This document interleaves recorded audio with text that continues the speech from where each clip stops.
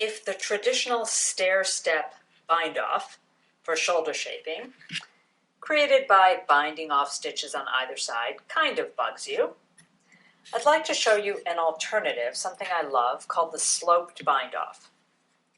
Now, it begins by doing the first pair of bind-offs as is, no change. So here I'm pretending I'm doing a little shoulder, and it says bind off 4 stitches at the beginning of the next 2 rows. So I've done that. The change comes in the second pair of bind-offs.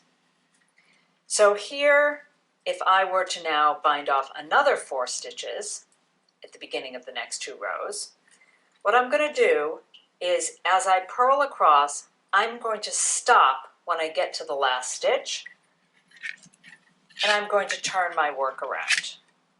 So I'm going to leave 1 stitch unworked. When I turn my work around, I'm going to slip the first stitch, the stitch that the working yarn is coming out of, from the left needle to the right needle, and I'm going to pass that last unworked stitch over, and that's going to count as 1 stitch bound off. Then I'll go ahead and bind off my next 3. 1, 2, 3, and I'll go for my next bind off.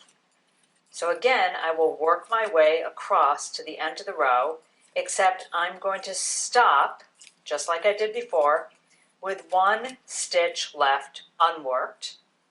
I'm going to stop, and I will turn my work around. And just as before, I will begin by passing the first stitch from the left needle over to the right needle, and I will pass the unworked stitch over, and that will count as my first stitch bound off. And then I will bind off the next 3. 1, 2,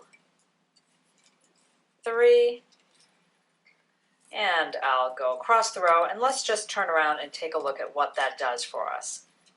So again, for a sloped bind off, you're going to work the first pair as usual, and then you'll work across, stop short, and do not finish the last stitch.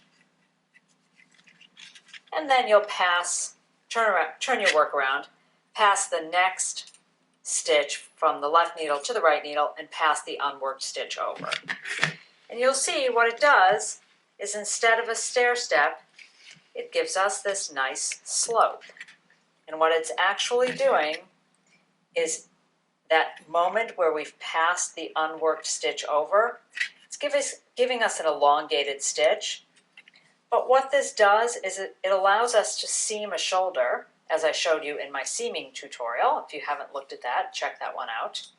For the shoulder, in exactly the same way as you would for a straight shoulder. And just all in all, it makes a much nicer looking shoulder.